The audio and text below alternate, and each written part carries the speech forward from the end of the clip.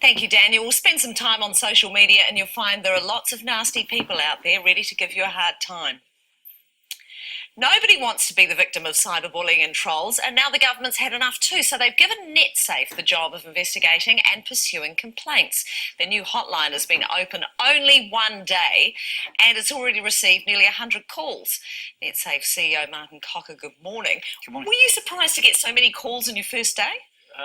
Not really. I mean, we know the issue's pretty big, and we know that people are looking for help. So, 100 calls seem to be a reasonable first day. So is this people dobbing in cyberbullies or just asking your advice on how to handle them?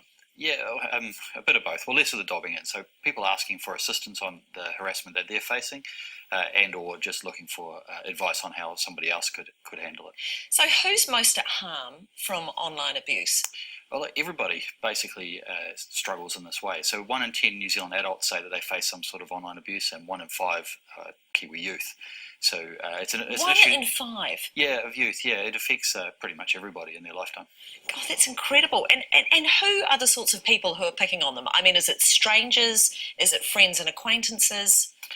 You do get both, so you get sort of random trolling, people you don't know harassing you online, but a lot of the stuff that we deal with is between people who know each other, and it's more akin to the traditional bullying that we know from the past.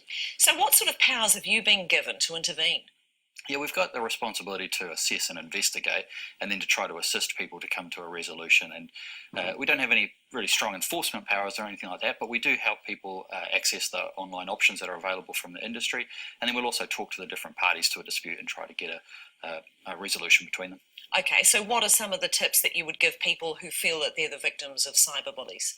Oh, well, the first thing is you don't have to put up with it, and there is now a service available. It's funded by the government, so, access that through Netsafe. There are lots of tools online, so, you can use those. You can go quite far in terms of resolving it yourself. But like I say, the service is there now for people, so I'd recommend they access it. But when you say resolve it, how do things like this get resolved? Say I'm being picked on by a cyberbully, I call you, what's going to happen? Yeah, well, the Act that gives us the new powers does define what the resolutions are. And in a lot of cases, that'll mean the removal of the content that's harmful to you. Sometimes that'll be somebody issuing an apology or giving you even just the right of reply if they've said something about you which you find harmful. Sometimes just being able to answer that is enough to stop it from being harmful to you. In the worst cases, would you be referring anything to police?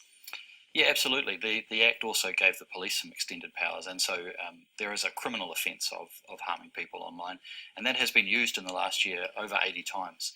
So that is a serious offence, and people are being prosecuted with it. And what sort of penalties can they face?